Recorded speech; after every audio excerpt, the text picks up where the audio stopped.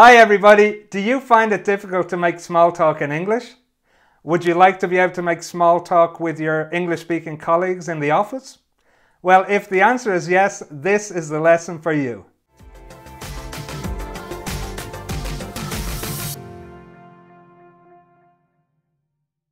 Welcome back to English for Professionals. I'm Derek and I'm here with another short lesson for you busy people.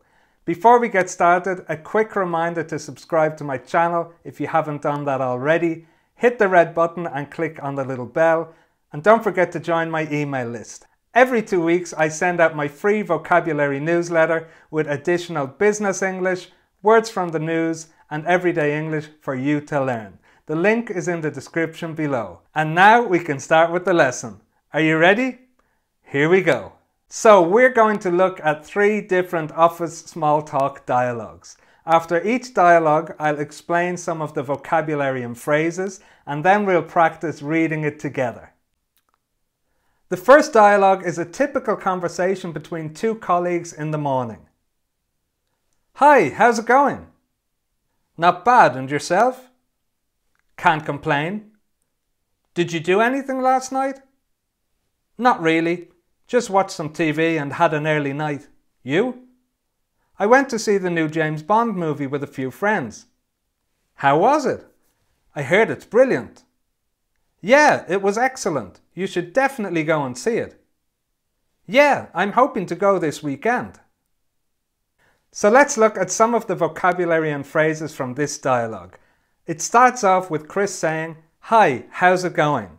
So how's it going is an informal way of saying, how are you? We don't always say, how are you? I'm fine, thanks, how are you? It's really common to say, how's it going? Especially with someone you know well. Brian's answer to how's it going is not bad.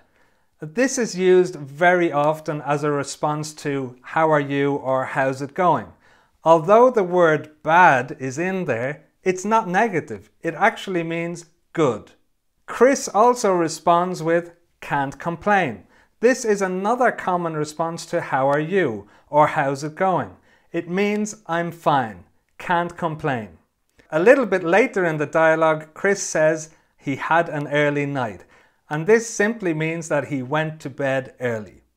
And now let's practice reading the dialogue together. I'll read Chris's part and you read Brian's. Let's try it. Hi, how's it going? Can't complain. Not really. Just watched some TV and had an early night. You?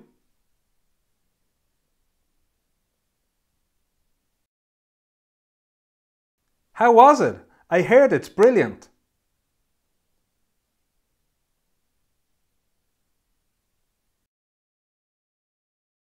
Yeah, I'm hoping to go this weekend.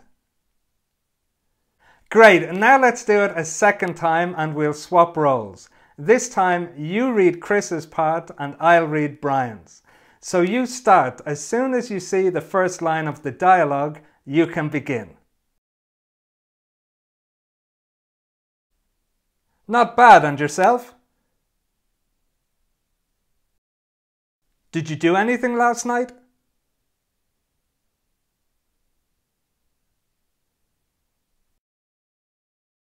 I went to see the new James Bond movie with a few friends.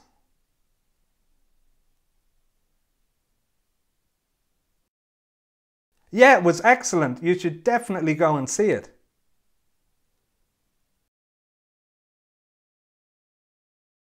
Great, now it's time for the next dialogue. In this one, we have a colleague asking another colleague for some help. Susan, do you have a minute? I need a hand. Yeah, sure. What's up? I'm having a bit of trouble with this new software. I can't figure it out. Okay, let's take a look. I'm not an expert, but I'll show you how I use it.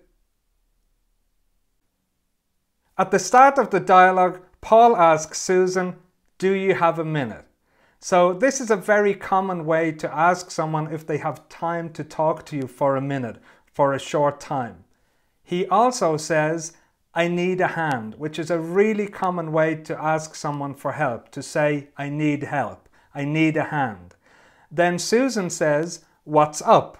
So this is another informal way of asking someone, what's the problem, or tell me how I can help. What's up?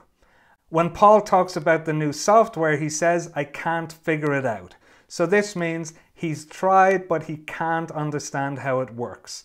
He can't figure it out. Great, now let's practice reading together. I'll read Paul's part and you read Susan's. Susan, do you have a minute? I need a hand. I'm having a bit of trouble with this new software. I can't figure it out.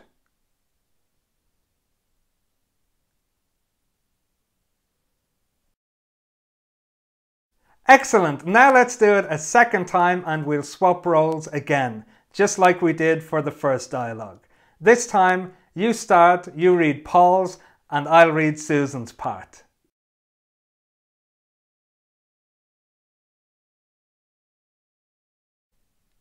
Yeah, sure. What's up?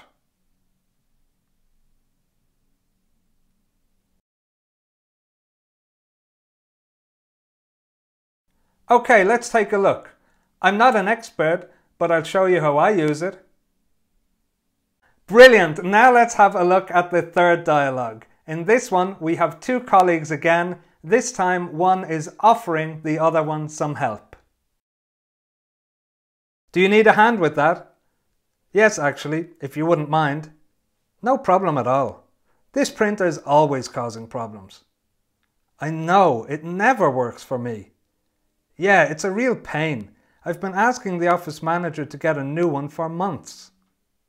Carla starts the conversation by asking, do you need a hand with that? So, as in the second dialogue, this is an informal way of asking somebody if they need help. Do you need a hand? Maria responds by saying, yes, actually, if you wouldn't mind. So, if you wouldn't mind is a very polite way of saying, if that's okay for you, or if it's no problem for you. Then Carla says, no problem at all. When we add at all to no problem, it means it's really not a problem. It's absolutely no problem. When Carla talks about the printer not working, she says, it's a real pain. So this is a very common phrase, and it means that something is very annoying or frustrating. It's a real pain.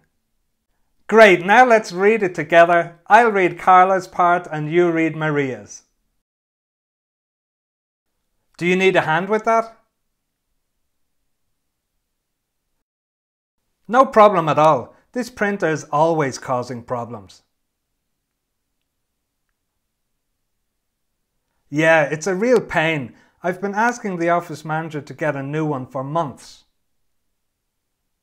Brilliant. Now let's read it a second time and we'll swap roles. So this time you read Carla's part and I'll read Maria's.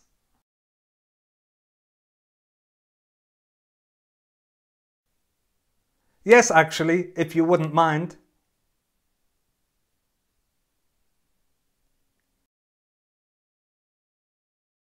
I know, it never works for me.